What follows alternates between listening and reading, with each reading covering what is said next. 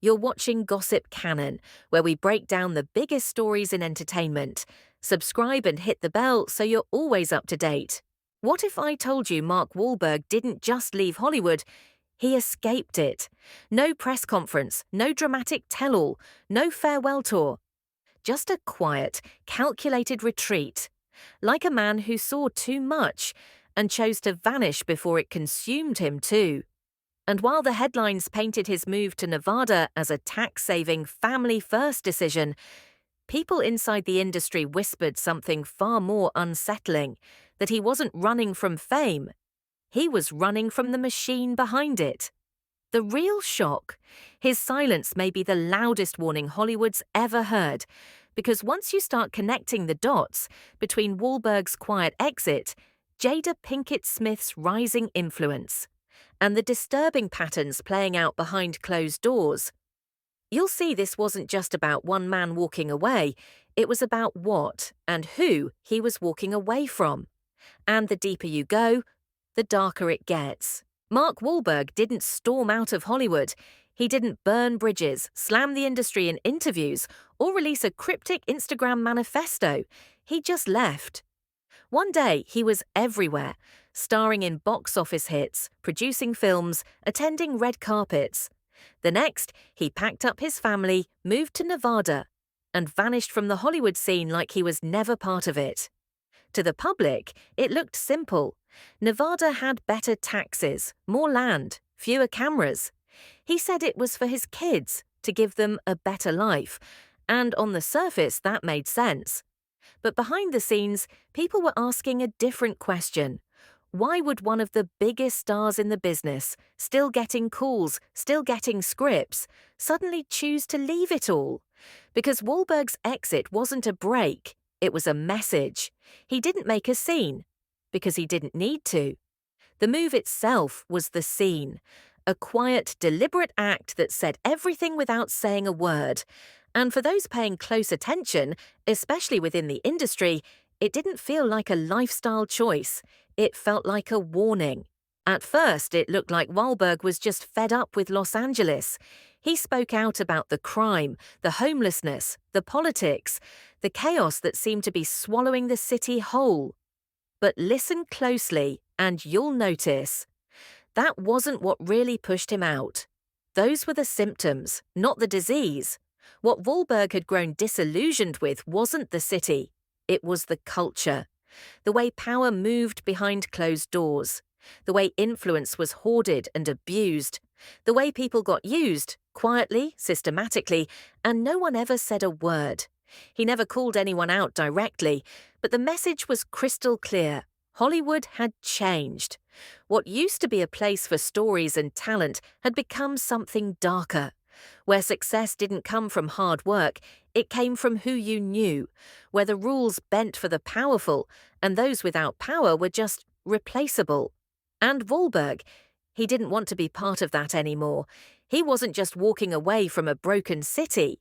He was stepping out of a system that no longer felt human. But instead of complaining, he did something most stars never do. He quietly started building something different. While most actors settle into retirement or side projects, Wahlberg did something unexpected. He started building his own version of Hollywood from the ground up. But this wasn't just about making movies in a new zip code. This was about creating a new system entirely. In Nevada, Wahlberg began investing in infrastructure, a full-scale studio operation with space, training facilities, and plans for a cleaner, safer entertainment ecosystem. An $8 million film school for students at UNLV, tax breaks that could attract major productions to Las Vegas through 2043. And a bold promise to train the next generation of filmmakers, not just to succeed, but to do it differently.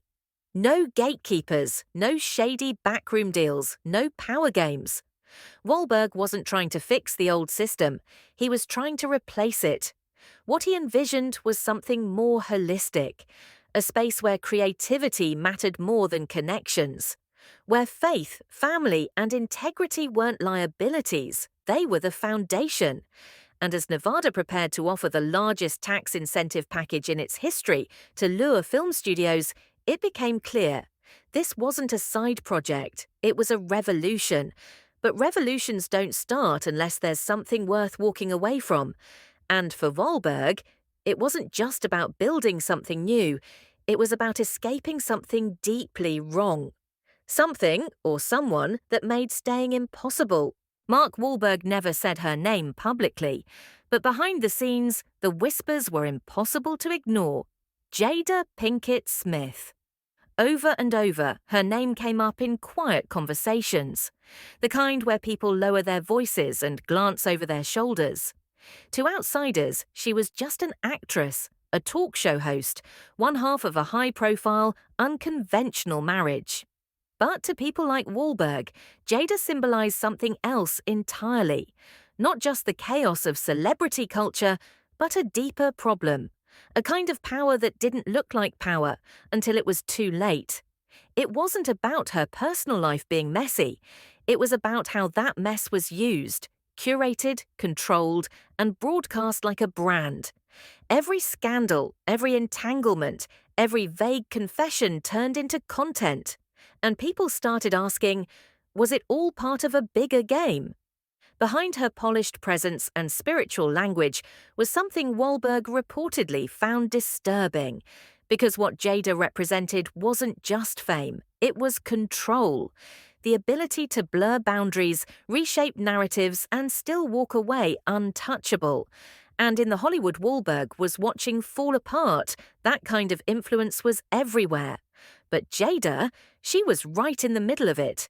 And for Wahlberg, that was the line. He wasn't just avoiding toxic headlines. He was distancing himself from a system that rewarded people for manipulating the truth. For years, the Smiths were praised for being open, progressive, even groundbreaking. But as time went on, that openness started to feel less like honesty and more like strategy. Rumors had always swirled about their marriage. Was it open? Were they pretending? Was something being hidden? Back in 2009, Jada addressed the speculation head-on. "I've heard all the things. He's gay. She's gay. They swing." She brushed it off with confidence, almost like it was funny. But then, in 2013, she posted something even more cryptic. "Will and I can do whatever we want because we trust each other." She insisted it wasn't an open relationship, just a grown one. The message? They weren't hiding anything, just playing by different rules. But whose rules exactly? By 2021, Will Smith confirmed it all. He told GQ their marriage was non-monogamous, that Jada never believed in traditional relationships, that they had given each other freedom. But what sounded like enlightenment to some felt like a red flag to others. Because as these public statements piled up, a pattern began to emerge. Jada wasn't just reacting to rumors, she was rewriting the narrative, framing dysfunction as maturity, control as empowerment. And Will, he seemed less like a partner and more like someone trying to keep up. To many, it started to look like a carefully constructed image, one that protected Jada's influence while blurring every boundary in the process. And in the background, people like Wahlberg were watching, not judging the relationship itself, but the way it was used to normalize a kind of control that Hollywood was all too eager to replicate. If the Smiths' relationship raised eyebrows, what happened with their kids made jaws drop. In 2014, a photo of 13-year-old Willow Smith lying on a bed with 20-year-old actor Moises Arias surfaced online. He was shirtless, she wasn't, and there was no clear explanation, no film project, no context, nothing that made it sit right. The internet exploded with concern, but instead of acknowledging the backlash, Jada doubled down. She called the photo art and accused the public of projecting negativity. Then came the reports that Child Protective Services had gotten involved, that officials were investigating whether the Smiths had failed to protect their daughter. No charges were filed, but something had already been exposed, And it wasn't just a photo, it was a pattern. That pattern only got darker in 2023 when Jada Smith took the stage at a psychedelic science conference. There, in front of a crowd, he casually revealed that Jada was the first person in their family to experiment with psychedelics. And not just that. It had spread through the family, like it was vitamins or therapy. It just trickled and evolved, Jaden said, and everybody found it in their own ways. He claimed it helped him connect with his siblings. He said it made them more empathetic, that it healed relationships. But for many listening, especially parents, this didn't sound like healing. It sounded like grooming. A mother introducing mind-altering substances to her children under the veil of spirituality and growth. To someone like Mark Wahlberg, a father, a man of faith, this wasn't just disturbing, it was disqualifying. Because what he saw wasn't just kids being raised differently, it was kids being exposed to adults, to substances, to experiences no child should be dragged into. And that wasn't parenting, that was programming. As disturbing as the stories around the Smith family already were. What came next pushed the whispers into full-blown alarm bells. Because this wasn't just about parenting anymore, it was about power. And how that power was allegedly being used behind closed doors. Comedian Bert Kreischer once shared a story that left audiences stunned. Early in his career, he was invited to hang out with Will Smith, who, at the time, was at the height of his fame. Bert's father warned him, "Be careful." In Hollywood, when men get tired of women, they start targeting young boys. It sounded insane, until it didn't. Kreischer recounted being sent to a screening room, alone, where he found himself surrounded by a group of elite hip-hop icons, including DJ Jazzy Jeff and Biz Markie. Nothing happened that night, but the setup, the secrecy, the intention, it stuck with him. And that's not the only story that raised eyebrows. Actress Lisa Ray McCoy publicly accused actor Dwayne Martin, one of Will Smith's closest friends, of pulling her ex-husband into a deeply uncomfortable relationship. She claimed Dwayne became closer to her husband than she ever was. That something in that friendship went far beyond normal, and she wasn't the first to question Dwayne's connection to Will. The two met in 1993, and ever since, rumors of a deeper, more personal bond have followed them. From private getaways to public appearances, fans and insiders alike speculated that there was more than friendship beneath the surface. And then there were the parties. Diddy's infamous star-studded gatherings were legendary, and not in a good way. Behind the glitz were rumors of secrecy, indulgence, and worse. Those who made it past the velvet rope allegedly witnessed things they couldn't unsee. And Will Smith, he was reportedly on the guest list more than once. Some say those parties followed strict rules. What happens there stays there, and if you talk, you pay the price. The deeper Wahlberg looked into these circles, the more he saw a pattern, powerful people, no accountability, and a system that protected the worst behavior as long as you played the game. But Wahlberg didn't want to play.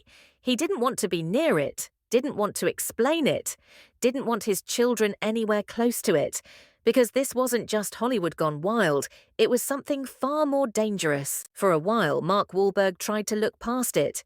He stayed quiet, focused on his work, raised his family. But at some point, the silence started to feel like complicity, because the more he watched, the more he realized something was deeply broken. It wasn't just the backroom deals or the fake smiles, it was how the system operated, how opportunities were handed out based on relationships, not talent, how power was protected, and how the most disturbing behaviors were either ignored or repackaged as empowerment. But the final straw? It was how that system treated children. Young artists thrown into the spotlight too early, exposed to adult themes, substances, and relationships under the guise of freedom or expression. Wahlberg reportedly couldn't shake the feeling that it wasn't just bad parenting, it was a cycle. And the Smiths, they were the most visible example, from Willow's scandalous photo at 13 to Jaden casually talking about psychedelics at family gatherings, to rumours of Diddy's secret parties and Will's alleged involvement, it all painted a picture Wahlberg didn't want to be part of. He saw how the industry closed ranks, how mistakes were forgiven if you had enough fame, how accountability became a performance, how predators were protected and victims were buried. So he made a decision. He stopped chasing the next big deal. He packed up, moved his family out of LA, and started building something new, far away from the machine, not for attention, not for headlines, but because deep down, he knew staying any longer meant becoming part of the very thing he could no longer defend. And for someone like Wahlberg, a father, a believer, and a man who'd seen too much, that wasn't an option. Mark Wahlberg didn't rage against the system, he just walked away. Because Wahlberg didn't just leave behind a city, he left behind a culture. One that celebrates chaos, protects predators, and turns controversy into profit. And if someone like Wahlberg, famous, respected, powerful, felt he had no choice but to escape, what does that say about what's happening behind the scenes? The deeper you dig into Hollywood's inner circle, the more the lines blur between freedom and manipulation, between empowerment and exploitation, between art and something far more sinister. Jada, Will, Diddy, the whispers, the patterns, the stories, none of it feels random. It feels like a warning, because Hollywood doesn't just create stars, it creates illusions. And sometimes the only way to see clearly is to step outside the spotlight. Wahlberg saw the machine for what it was. He didn't just leave Hollywood, he escaped it. And that's today's blast from the cannon. What do you think about all the drama? Drop your thoughts in the comments. We read everything. Don't forget to like, subscribe, and turn on notifications so you're first in line for the next celebrity explosion. This is Gossip Cannon signing off, where the truth isn't just spilled, it's detonated.